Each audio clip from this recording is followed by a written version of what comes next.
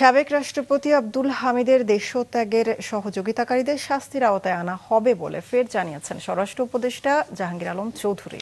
সকালে হযরত শাহজালাল আন্তর্জাতিক বিমানবন্দর পরিদর্শন শেষে তিনি কথা বলেন। এর আগে বিমানবন্দরের ইমিগ্রেশন ব্যবস্থা পরিদর্শন করেন এবং কর্মকর্তাদের বিভিন্ন দিক নির্দেশনা দেন। পরিদর্শন শেষে তিনি বলেন, সাবেক রাষ্ট্রপতি আব্দুল হামিদের দেশত্যাগের ঘটনায় তদন্ত প্রতিবেদনে যাদের নাম আসবে তাদের বিরুদ্ধে ব্যবস্থা নেওয়া হবে। তার দেশত্যাগ ঠেকাতে এসবিকে দেওয়া জেলা পুলিশের চিঠির বিষয়ে কিছুই জানেন না বলে দাবি করেন তিনি। এছাড়া আন্দোলনকারীদের প্রতি রাস্তা আটকে জনভোগান্তি না করার আহ্বানও জানান। এসপি অফিস থেকে যদি স্বরাষ্ট্র মন্ত্রণালয়ে কোনো কাগজ পাঠাইছে আমার জানা নেই। ইনকোয়ারি কমিটিতে এটা পুঙ্খানুপুঙ্খানু দেখে এটার বিরুদ্ধে একটা আইনানুগ ব্যবস্থা নেওয়ার জন্য বলবে এবং এটার জন্য যারা দোষী তারা কেউ আইনের আওতায় তাদের শাস্তি পেতেই হবে। দাবি দেওয়াটা যদি রাস্তা ছেড়ে এমন জায়গায় করে যেখানে জনগণের ভোগান্তি না হয় ওই জায়গায় করতে পারলে সবচেয়ে ভালো।